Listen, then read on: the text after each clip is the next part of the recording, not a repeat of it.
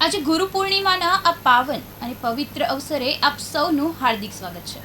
ભારતીય સંસ્કૃતિમાં ગુરુનું સ્થાન ભગવાન કરતાં પણ ઊંચું માનવામાં આવે છે. ગુરુ જ્ઞાનનો પ્રકાશ છે, સંસ્કારનો આધાર છે અને જીવનને સાચી દિશા આપનાર માર્ગદર્શક છે. આજે આપણે સૌ ગુરુચરણોમાં વંદન કરી તેમના આશીર્વાદ મેળવવા માટે અહીં એકત્રિત થયા છે. ગુરુ પૂર્ણિમાના મહત્વ વિશે આજે આપણે વાત કરીશું, જેમાં હાલ આપની સાથે ઉપસ્થિત છે શાસ્ત્રીજી વિપુલભાઈ દવે. વિપુલભાઈ, આપનું હાર્દિક સ્વાગત છે અમારા કાર્યક્રમમાં. જય ગણેશ.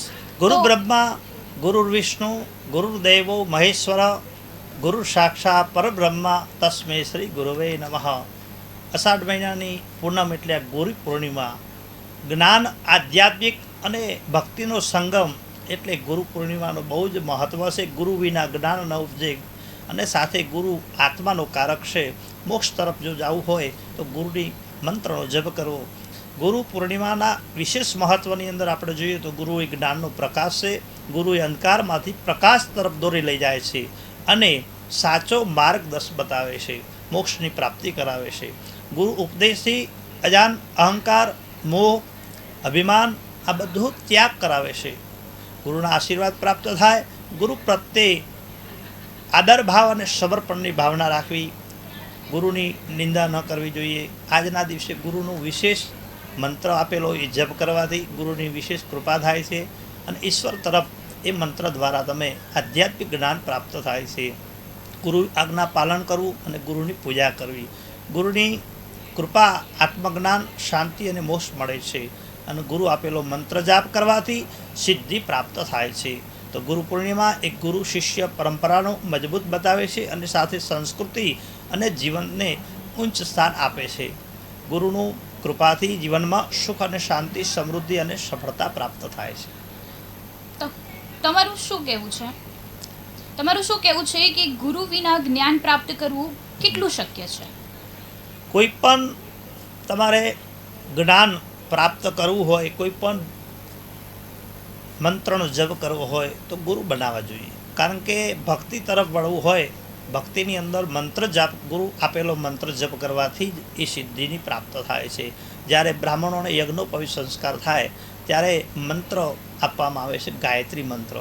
એ ગુરુના મંત્ર આપેલો એ મંત્રનો જપ કરવાથી સિદ્ધિની પ્રાપ્તિ થાય છે અને ગુરુ આપેલા જે કોઈ તમને ધર્મ તરફ વાળે છે, ગુરુનું સાચી માર્ગદર્શા બતાવે છે. સાથે સાથે ગુરુનો મહિમા બ્રહ્મા, વિષ્ણુ અને મહેશ સુધી ઉત્તમ ભગવાન તરફ લઈ જાય છે અને ઈશ્વરની પ્રત્યેક ભગવાનની ભાવના અને સાધક તરીકે સાધનાની અંદર પણ આ ગુરુ મંત્ર દ્વારા તમને સિદ્ધિની પ્રાપ્ત થાય છે.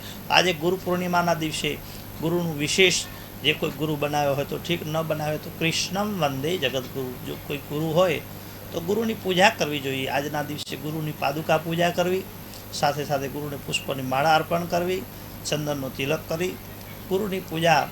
જે કોઈ ગુરુ ન હોય તો ભગવાન દત્તાત્રેય ભગવાનની પણ પૂજા કરી શકાય, શિવની પણ પૂજા કરી શકાય. બ્રહ્મા, વિષ્ણુ, મહેશ અને કૃષ્ણમ વંદે જગદગુરુ. બ્રાહ્મણામ ગુરુ, દરેક વર્ણનો જો કોઈ ગુરુ હોય તો એ પણ બ્રાહ્મણ છે. તો કૃષ્ણમ વંદે જગદગુરુ જેમ કહ્યા છે એ પ્રમાણે બ્રાહ્મણો પણ એ આ સર્વ ગુરુ કહેવામાં આવ્યા છે. તો આ ગુરુ પૂર્ણિમાના દિવસે ગુરુનું વિશેષ મહત્ત્વ છે. તો આજના દિવસે આ પૂજા કરવી અવશ્ય. સાથે સાથે ગુરુનો મંત્રનો જપ કરવો જોઈએ. કહેવાય છે કે ભગવાનનું પણ એવું માનવું છે કે ભગવાન કરતાં પણ વધુ ઉચ્ચ જે હોય એ ગુરુ છે. તો તમારું આ બાબતે શું કહેવું છે? ભગવાનને આપણે ક્યાંય જોયા નથી. 84 લાખ યોની અંદર મનુષ્ય જન્મ પ્રાપ્ત થયો છે. દરેકની અંદર ભગવાન રહેલો છે. તો જે મનુષ્ય દ્વારા મંત્ર જાપ ગુરુના દ્વારા પ્રાપ્ત થતો હોય અને ગુરુ જ આપણને સાચી દિશા બતાવે છે, સાચું માર્ગદર્શન બતાવે છે. અને જે ગુરુએ તપ કર્યું હોય, યજ્ઞ કર્યો હોય અને જે સાધના દ્વારા જે મંત્ર આપે છે અને તમને સાચો માર્ગ આપે છે, એ માતા પિતા એ પણ સંતાનના પ્રથમ ગુરુ કહેવામાં આવે છે. સાથે સાથે ભગવાન સૂર્યને આપણે પ્રત્યક્ષ માનીએ છીએ.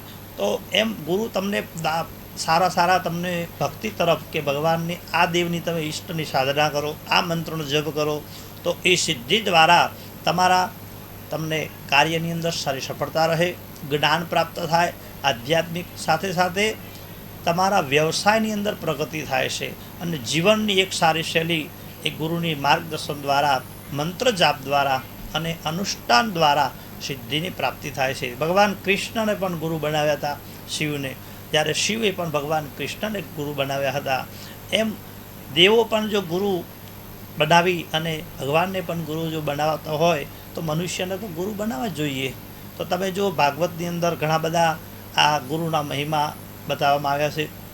સાથે સાથે આપણા 18 પુરાણની અંદર, હરેક પુરાણની અંદર ગુરુનું વિશેષ મહત્ત્વ છે.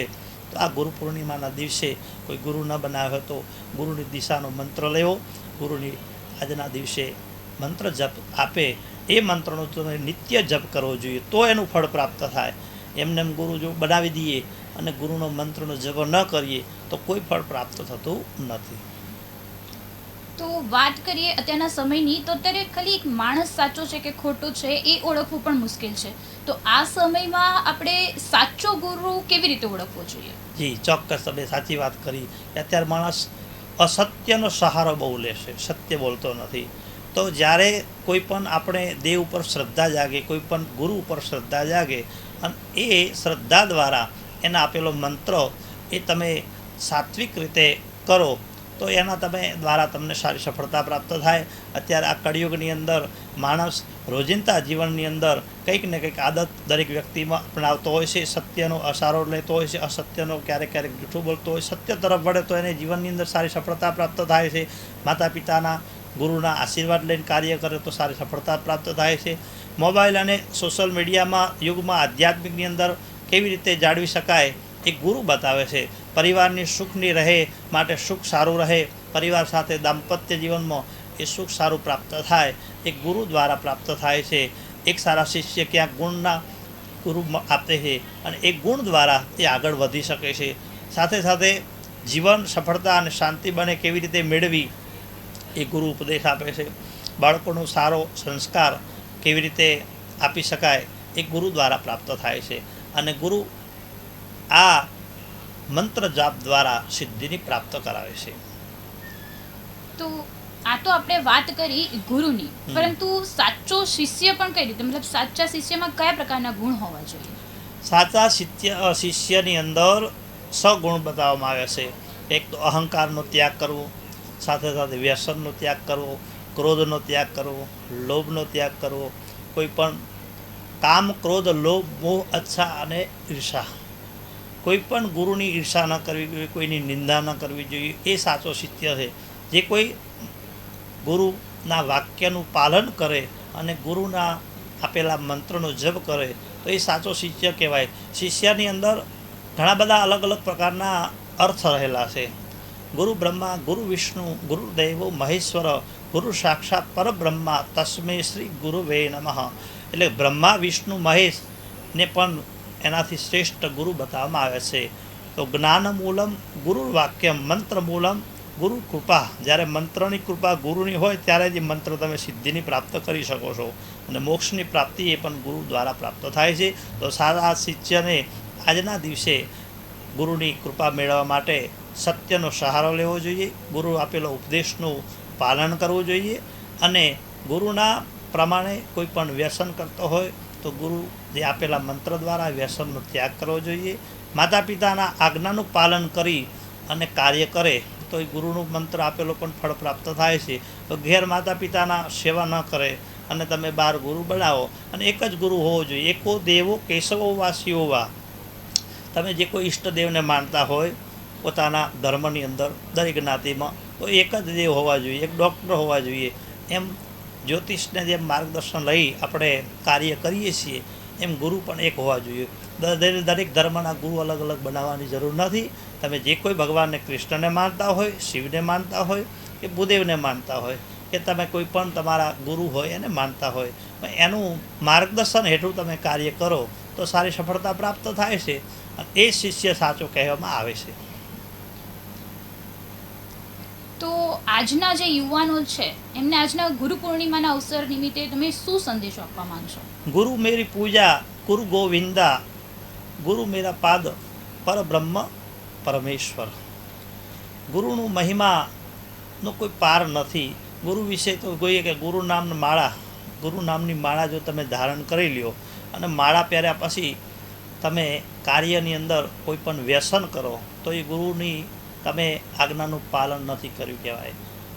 કોઈ વડીલોની સેવા ન કરો, કોઈને સાચું માર્ગદર્શન બતાવો, પછી તમે માળા ધારણ કર્યા પછી ગુરુની દીક્ષા લીધા પછી આ બધા અસત્યનો સહારો લો તો એનું કોઈ ફળ પ્રાપ્ત થતું નથી. પછી ગુરુએ આપેલા જે નિત્ય કર્મ છે એ કરવા જોઈએ કે પ્રાતઃકાલમાં વહેલા ઉઠી સૂર્યનારાયણને જળ ચડાવવું જોઈએ, પોતાના ઈષ્ટદેવની માળા કરવી જોઈએ, જપ કરવા જોઈએ, માતા પિતાની સેવા, વડીલોની સેવા એ ગુરુના ઉપદેશ દ્વારા પ્રાપ્ત થાય છે.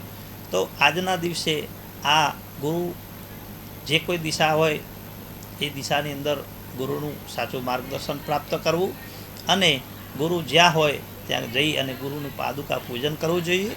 જો ગુરુ પ્રત્યક્ષ હોય તો એના ચરણોની પૂજા કરવી, આજના દિવસે પુષ્પ અર્પણ કરી, માળા અર્પણ કરી, ત્યાં ભેટ અર્પણ કરવી જોઈએ. ગુરુ જોડે ખાલી ન જવાય, માતા જોડે ખાલી ન જવાય, એમ ગુરુ જોડે તમે જાઓ તો આજના દિવસે કંઈક પણ મીઠાઈ અર્પણ કરવી, સાથે સાથે પુષ્પની માળા અર્પણ કરવી અને ગુરુની પૂજા કરી અને ભેટ દક્ષિણા અથવા વસ્ત્ર દાન કરવું જોઈએ.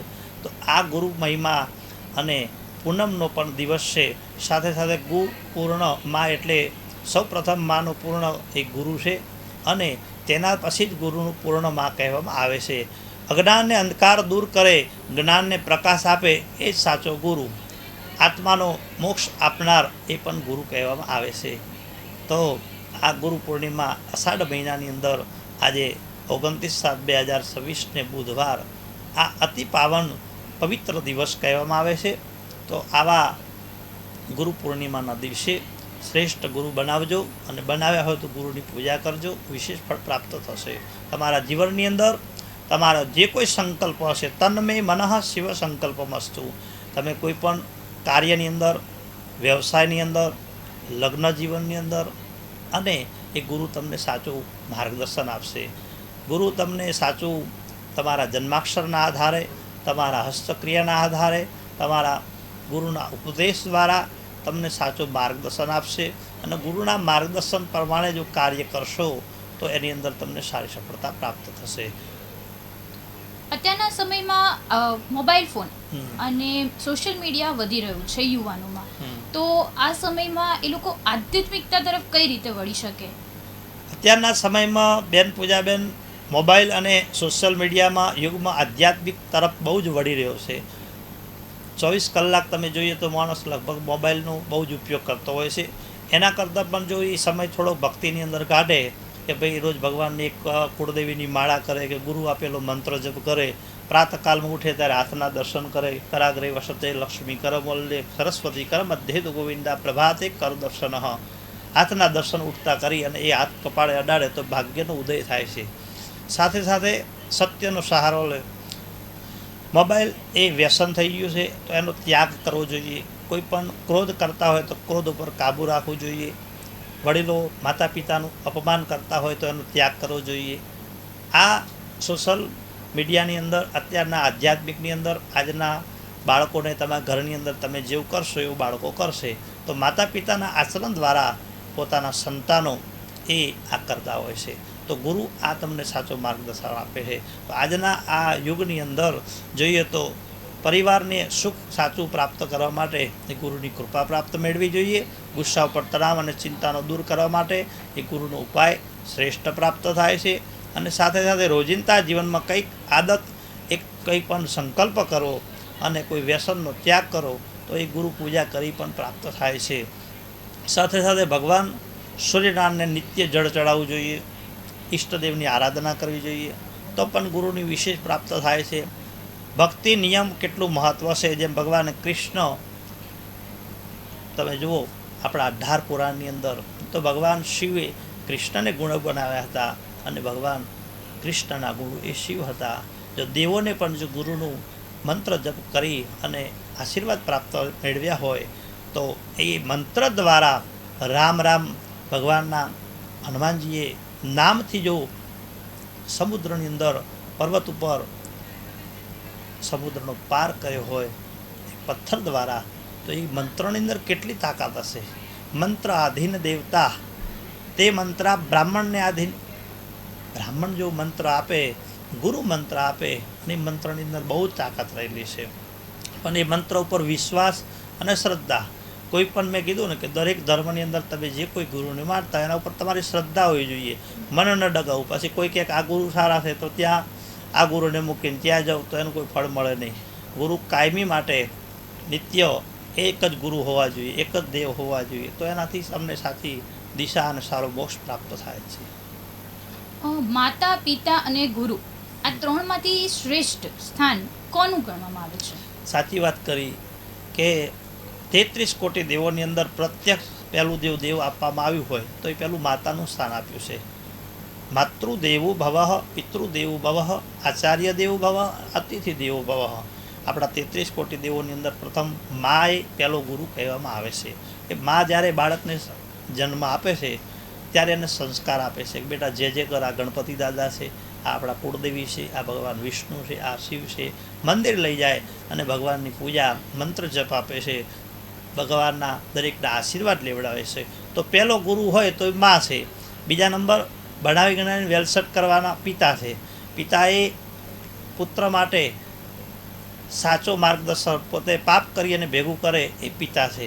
પોતાના સંતાનો માટે એ મારા કરતાં પણ મારો દીકરો આગળ વધે એ પિતાની ભાવના હોય છે. પિતા એક પુત્રની પાછળ નામ આપે છે એટલે એ પણ ગુરુ સમાન કહેવામાં આવે છે. એ સાચું સત્ય અને બાળકને સારા આગળ વધારવા માટે ભણાવી ગણાવીને વેલસેટ કરે છે એ પિતાની ભાવના હોય છે. તો બીજા નંબર આવે છે પિતા. ત્રીજા નંબર આવે છે આચાર્ય, બ્રાહ્મણ, સાધુ, સંત, જે કોઈ આપણે ગુરુ માનતા હોય તે, તો એ પણ આપણા માટે ગુરુ કહેવામાં આવે છે. તો શ્રેષ્ઠ પહેલું સ્થાન માનું આવે છે, બીજા નંબર પિતા, અને ત્રીજા નંબર તમે જે કોઈ ગુરુની દીક્ષા લો, જેનો મંત્ર જપ કરો અને એ મંત્ર દ્વારા ગુરુની આપેલી જપ કરવાથી સિદ્ધિની પ્રાપ્ત થાય છે. જય ગણેશ. આજના યુવાનોમાં જે મોબાઈલ ફોનનો ઉપયોગ વધી રહ્યો છે એના લીધે એ લોકો ચિંતા અને તણાવનો પણ સામનો કરી રહ્યા છે અને ઘણી બધી મુશ્કેલીઓનો સામનો કરી રહ્યા છે. તો એ કઈ રીતે એમને એમાંથી પાર પાડવી જોઈએ, દરેક મુશ્કેલીને સફળ રીતે? એને એ લોકો તણાવની રીતે ઘણા બધા જે પગલાં લેતા હોય છે એ ન લેવા માટે એવું તો કયું આધ્યાત્મિક પગલું અપનાવવું જોઈએ? જ્ઞાન, આધ્યાત્મિક અને ભક્તિ એ લગભગ આપણા પરિવારના પુણ્ય દ્વારા, પરિવારના આશીર્વાદ દ્વારા પ્રાપ્ત થતું હોય છે. સાચી વાત તમે કરી કે આજના સોશિયલ મીડિયાની અંદર, મોબાઈલની અંદર માણસ ક્યાંક ને ક્યાંક ચંચળતા બહુ રહે છે. મનને ક્રોધ કરતો હોય છે, મનના વિચારો એને ચંચળતા અપાવે છે, ક્યાંક ને ક્યાંક સ્વભાવ ચીડિયો થઈ રહ્યા છે. તો એના માટે ખાસ બને ત્યાં સુધી તમારે જરૂરિયાત હોય જે વસ્તુનું એટલો જ ઉપયોગ કરવો જોઈએ. એ સમયે તમે ધર્મના પુસ્તકો સારા સારા વાંચો. ભાગવત છે, ગીતા છે, આ બધા પુસ્તકો આપણા 18 પુરાણની અંદર ગીતાનો મહાત્મા સાથે જો સંપૂર્ણ ગીતાનો એક મંત્ર, 2 મંત્ર કે 3 મંત્રનો જપ કરવામાં આવે તો એના દ્વારા એને જ્ઞાન પ્રાપ્ત થાય. કારણ કે 18 પુરાણની અંદર ગીતા એ શ્રેષ્ઠ બતાવી છે. તમને કોઈ પણ માર્ગની અંદર ક્યાંય પણ તકલીફ પડતી હોય તો ગીતાની અંદર તમને બધા જ જ્ઞાન પ્રાપ્ત થઈ જાય. તો બને ત્યાં સુધી તમે જેટલું પુસ્તકની અંદર વાંચન કરો, જેટલું લખન કરો, એટલું તમને સારું પ્રાપ્ત થાય છે. તમારા જીવનની અંદર તમને આગળ વધી શકાય છે. અત્યારે સોશિયલ મીડિયાની અંદર, મોબાઈલની અંદર બધું આપ્યું છે. ગૂગલ ખોલો એટલે તમને જે જોઈએ મળી જાય. પણ પહેલાંના સમયની અંદર પુસ્તકના આધારે અને મંત્રના આધારે આ બધું કાર્ય સિદ્ધિની પ્રાપ્ત થતું હતું. વડીલોના આશીર્વાદ લેતા, કોઈ પણ કાર્ય કરતા હોય તો વડીલોને પૂછી, માતા પિતાના આશીર્વાદ લઈને કાર્ય કરતા. અત્યારે તો કંઈ પણ જવું હોય તો જાતે આશીર્વાદ લીધા વગર, માતા પિતાને કીધા વગર જતા રહે. તો બને ત્યાં સુધી આજના યુગની અંદર ખાસ બાળકોને, સંતાનોને કોઈ પણ કાર્ય કરો તો માતા પિતાના આશીર્વાદ લઈને કાર્ય કરવું જોઈએ. ઘરેથી નીકળો તો માતા પિતાના તમે ચરણ પાદુકા સ્પર્શ કરી નીકળવું, જેથી તમને એના આશીર્વાદ પ્રાપ્ત થશે.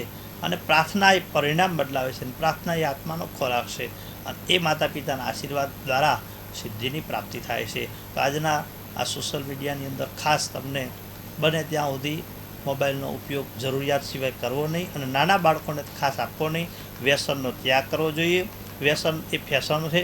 ક્રોધ ઉપર કાબૂ રાખવું તો તમારા જીવનની અંદર સારી, ક્રોધ દ્વારા તમારું બુદ્ધિ બગડે છે, અને બુદ્ધિ દ્વારા જ્ઞાન પ્રાપ્ત થતું નથી. તો ક્રોધનો પણ ખાસ ત્યાગ કરો. કારણ કે પહેલાંના ઋષિઓ તમે જુઓ તપ કરતા, જપ કરતા અને વ્રતો કરતા. વ્રતનું પણ બહુ મહિમા રહેલો છે કે તમારે આ અત્યારે ચાતુર્માસ ચાલુ થઈ ગયો છે, તો ચાતુર્માસમાં ઋષિઓ કેવલ ફળના આહાર ઉપર એક ટાઈમ ભોજન કરીને ચાતુર્માસ કરતા હોય છે. કારણ કે આ ઋતુ છે ને એ શરદ ઋતુ, વર્ષા ઋતુ જ્યારે ચાલુ થતી હોય, દરેક ઋતુ બદલાતી હોય, એ ઋતુની અંદર પણ આપણા વિજ્ઞાન પ્રમાણે અને ખાસ જોઈએ તો એ ઋતુ પ્રમાણે આ વ્રતનો પણ બહુ મહિમા છે. એટલે આ સમયની અંદર જ આ વ્રતો બધા આવે છે.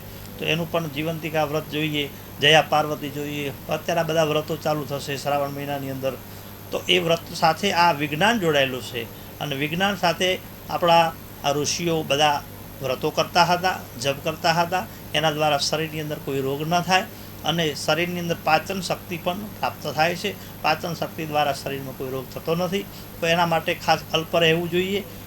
મહિનાની અંદર, અઠવાડિયાની અંદર એકાદું વ્રત કરવું જોઈએ. એકાદશીનું વ્રત કરો, પ્રદોષનું વ્રત કરો, પૂનમનું વ્રત કરો, કુળદેવીની આઠમનું વ્રત કરો. એક ટાઈમ ઉપવાસ રહીને કરો તો એના દ્વારા કુળદેવીના પણ આશીર્વાદ પ્રાપ્ત થાય છે અને સાથે સાથે શરીર પણ સારું રહેશે. યોગ કરવા જોઈએ, પ્રાણાયામ કરવો જોઈએ, બને તો સવારમાં વહેલા ઉઠવું જોઈએ. આ બધા નિયમ આ ગુરુ દ્વારા પ્રાપ્ત થશે. તો આજે ગુરુ પૂર્ણિમા છે, કંઈક સારો નિયમ લેજો તો જીવનની અંદર તમને આગળ વધવાની સારી પ્રેરણા પ્રાપ્ત થશે અને ગુરુના આશીર્વાદ પ્રાપ્ત થશે. ગુરુ પૂર્ણિમાના આ પાવન અવસરે આજે આપણે સૌએ ગુરુના આશીર્વાદ, માર્ગદર્શન અને અમૂલ્ય વચનોનો લાભ લીધો. સમગ્ર કાર્યક્રમને સફળ બનાવવા માટે આયોજક મંડળ, ઉપસ્થિત તમામ મહાનુભાવો અને અહીં પધારેલા દરેક ભક્તજનોનો દિલથી આભાર વ્યક્ત કરીએ છીએ. ભગવાન અને પૂજ્ય ગુરુદેવની કૃપા આપ સૌના જીવનમાં સુખ, શાંતિ, સમૃદ્ધિ અને આધ્યાત્મિકતા પ્રગતિ લાવે તેવી પ્રાર્થના સાથે આપ સૌને ફરી એકવાર ગુરુ પૂર્ણિમાની હાર્દિક શુભકામનાઓ.